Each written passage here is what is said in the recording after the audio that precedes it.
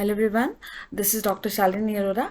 I got the opportunity to discuss a small topic of chemistry, and that's why I'm taking general organic chemistry, the basic principle of the organic chemistry, where we are going to discuss about the stability of cation.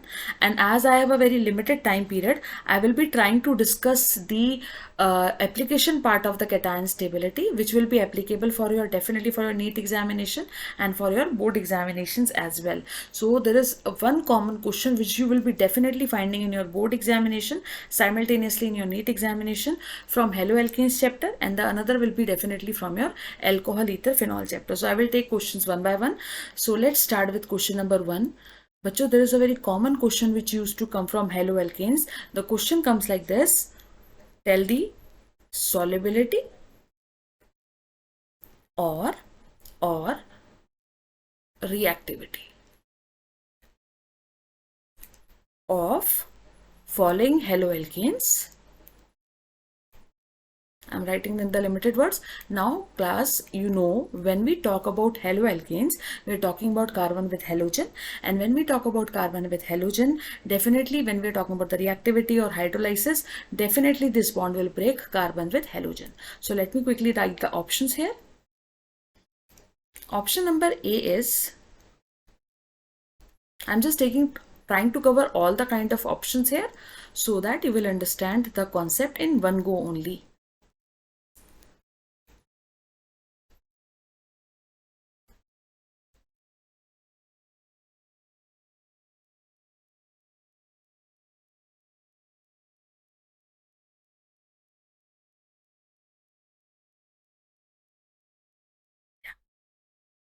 So these are the halogens with carbon I have taken, right?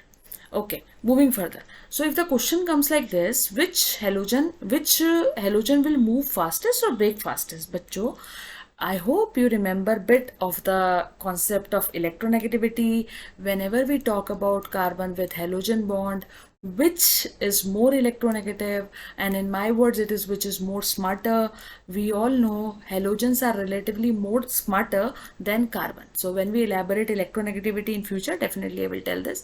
So here halogens are relatively more smarter than carbon. They will take away the electron of carbon. So if the bond will break here the bond will break like this.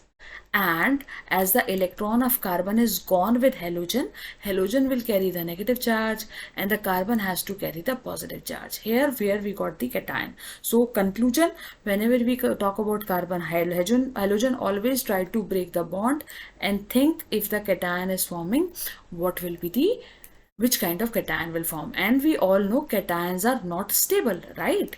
Cations are not stable because cations are electron deficient species. But because we are making cations here, we will check the relative stabilities of all the intermediates here. Okay, so what I am doing quickly one by one, I am breaking the bromide ion here, and simultaneously I am making the carbocation in all the options.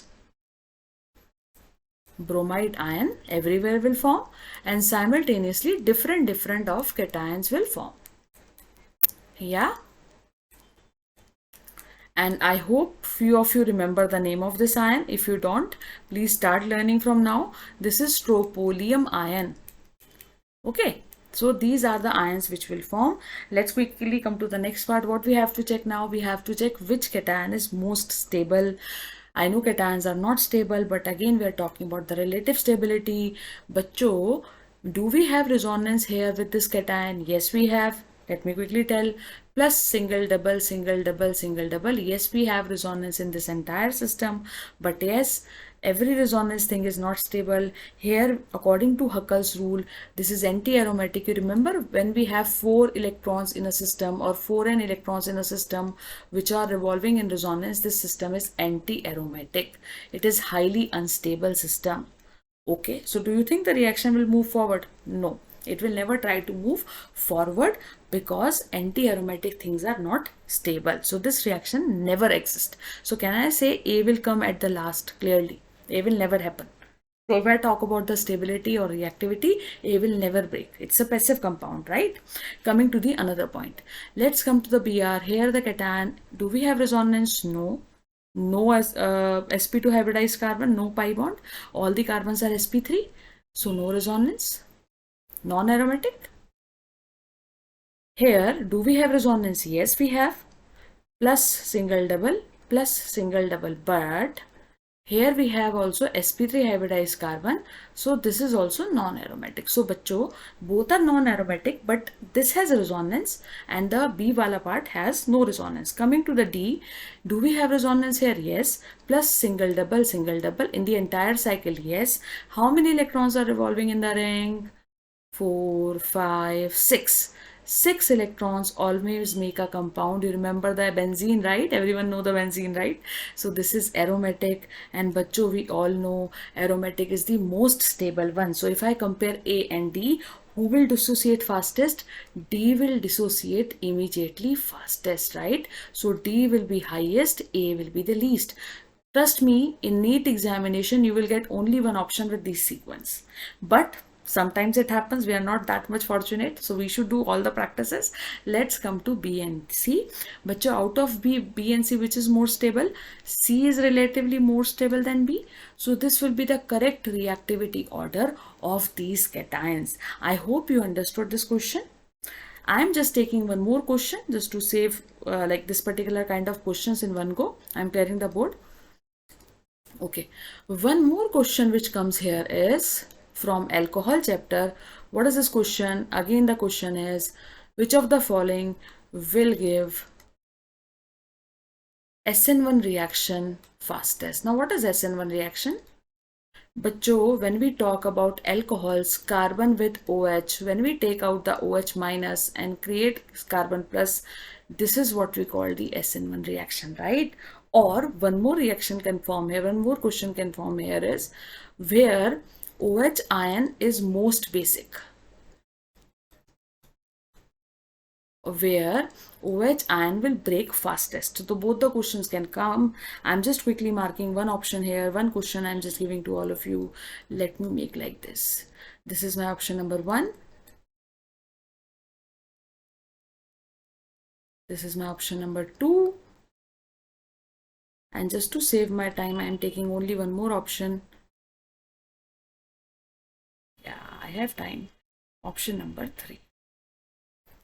So here, if we just consider again carbon with OH bond, and what I am adding in these reactants, I am adding H plus. Yani, I am putting acid base reaction here. I am taking B type of question where OH is behaving as a base. So if I am adding H plus will attack on OH minus. If OH minus will gone from here, what we'll be getting? We'll be getting a cation.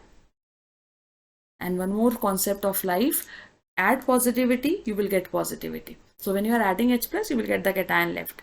Similarly, another cation will be this.